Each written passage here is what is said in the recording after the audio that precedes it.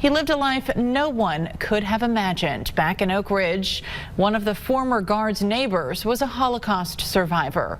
Our Ben Cathy's been following this story for a year now and has the update for us. The sign outside of Friedrich, or Fritz Berger's front door says, "Welcome." But no one came to the door to welcome us last fall. We wanted to ask Fritz what he'd say to his neighbors. Neighbors like Knoxville Rabbi Alon Ferenczi. Having had family who escaped the German onslaught, I don't know. There's value to remembering, but is there value to holding on to resentment? Berger was living less than 2 miles away from the Jewish congregation of Oak Ridge and close to the government facility whose bomb ultimately ended the same war he fought in. Forget about it.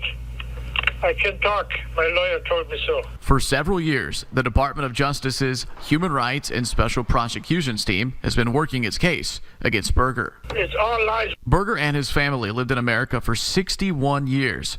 But as a teenager, Berger was a Navy guard at the Neuengamme camp, where prisoners, including Jews, died. You lived in the shadow of death. Assistant U.S. Attorney General Brian Rabbitt says in a statement, Berger's willing service as an armed guard at a Nazi concentration camp cannot be erased and will not be ignored. But not everyone agrees, including Rabbi Ferenczi. The misdeeds that someone does when they're 19 or 27 are not the person that is at 40 or 60. In sworn testimony, Berger claims he joined the Navy to avoid combat and was therefore able to avoid deployment to combat. While he is not accused of personally assaulting, beating, or killing any prisoners, 70 prisoners at his camp did die as a result of a forced evacuation in March 1945. This commonly called a death march. Rabbi Ferenczi says, I think if it can happen there, it can happen anywhere, and a part of human nature to be subservient to authority. He wishes his friend and Auschwitz survivor Mira Kimmelman could have met Fritz. She lived in Oak Ridge, but it's likely they never crossed paths. I can imagine her, so many decades later being curious about the other experience. Books about her life in the concentration camp. I wanted something for my children to have, to remember. The DOJ said Berger's simply following orders from authority is no excuse. Quote, Berger was an active participant in one of the darkest chapters in human history. He attempted to shed his nefarious past to come to America and start anew. I never been in the SS. Never. I was in the Navy. It's hard not to forgive someone in their 90s. We should be allowed to make repair, amends. In Hebrew, we call that tshuva, which is a sort of returning and repair. Over the weekend, Berger was deported back to Frankfurt, Germany, where he was met by police. Rabbi Ferenczi hopes Berger has atoned himself inside. When I think about how easy it is for people to be in the position of this gentleman in Oak Ridge, that I would not have been. If our positions had switched, I doubt I would have been any better. In Oak Ridge, I'm Ben Cathy, WVLT News. How did a man who guarded a Nazi labor camp during the war go unnoticed in America for more than 60 years? That's a question you may be asking after the man was found living right here in East Tennessee. The story of catching Fritz Berger starts with a bombing, records lost at sea, and detectives who never quite lost the trail. Ben Cathy has his story tonight. This was a rather remarkable find. Peter Black spent nearly 2 decades at the Department of Justice and 2 more at the Holocaust Museum in D.C. To help identify potential subjects residing in the United States. Nazi subjects. He says he worked on 75 or so cases, one here in East Tennessee. The next column is the rank and his naval identification number. The government came back for help on the Fritz Berger case, which only had a few documents. Those were gone for decades. They made our case. Without them, we would have only had his testimony. At the end of World War II, prisoners and personnel files under naval watch were put on boats by SS Special Inspectorate Number 7. Und des Handelsdampfers Thielbeck. The cold Baltic Sea almost took Fritz Berger's story, along with thousands of lives. And when the Thielbeck went down under British bombing in On May 3rd, 1945, the hell broke loose. Survivors of the Holocaust and that British bombing were interviewed by historians. I jumped overboard. I wasn't a bad swimmer. I didn't expect to survive. With those records, more than 7,000 people died in the accidental bombing. We started crying. We thought, oh, why are they doing this, the English, you know? Years later, police salvaged roughly half the guards' files from the water. they typed up a list of everything they could read. On that list, number 113, Fritz Berger. Berger was back as a machine operator in the Navy. The 354th Island Battalion. But before the bombing, he was a prison guard. These guys were essentially the same as perimeter concentration camp guards. That is when he was a teenager. His record set in a German police archive for more than 25 years as Fritz Berger grew old in Oak Ridge. In this case, they have him at Meppen. Until the DOJ's special unit reopened the file. I later served as a expert witness in the case. The 95-year-old was sent back to Frankfurt, Germany last month. Black says they've run out of time for others. I'm thinking that this may be the last trial of an alleged Nazi offender on U.S. soil. Ben, the experts all say Fritz Berger will likely be the final person the U.S. government tries to deport to Germany. What's going to happen once he gets there? Well, I talked to UT's human rights and religious freedom law professor Robert Blitt about what he says is next. You know, German authorities have certainly in the past elected to prosecute octogenarians, right? Elderly people that have been attached to or tied to the Nazi regime on the basis of war crimes or participation in those types of offenses. So I think it's going to be a product of what evidence comes out of the interview as to whether they ultimately charge him or not. While Berger was met by police at the airport in Germany, the local police there declined to prosecute him several years ago. In West Knoxville, there is proof that everyone has a story to tell. Ben Cathy has one woman's improbable journey from survival to anger to activism. At this Knoxville book club, they sip wine, make chit-chat, Did you meet your husband there? and discuss a haunting autobiography. It's just overwhelming for me. Oh, wow. It's amazing. They're talking about finding Shifra, all in front of the author.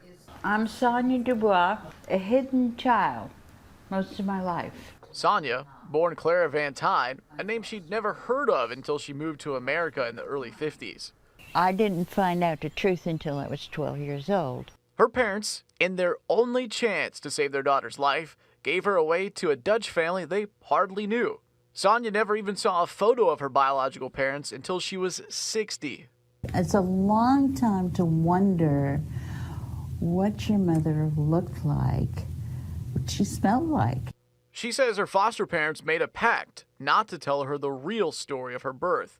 As a teen, she was angry at both sets of parents. Why did you abandon me? Parents, you weren't even 29 years old. Why didn't we hide? Now, she knows what would have happened if they did hide. Both of her parents killed at Auschwitz. All four of her grandparents slain. That is a fate she would have shared with them. The day they got on the train, on the transport to Westerbork, I was handed over. One of the few possessions Sonia has from her birth parents, this necklace. The silver shackles keeps it strong. These are the garnets that my parents left. You have your mother's strength in there? I've part of her right here. Dubois spends her time talking to school kids about the dangers of the Holocaust and the dangers of forgetting atrocities. I mean, that doesn't go away. This history isn't dead. That's Cami Harris from the Tennessee Holocaust Commission. The advocate's work ensures those memories are never lost. How you see that trauma sort of ripple across an entire lifetime. Sonia is more than 50 years older than her parents were when they were killed. But writing Finding Shifra and talking about it to groups like this help her find her voice. I hope they're proud of me. I hope that, you know, they realize that there was a reason I was saved.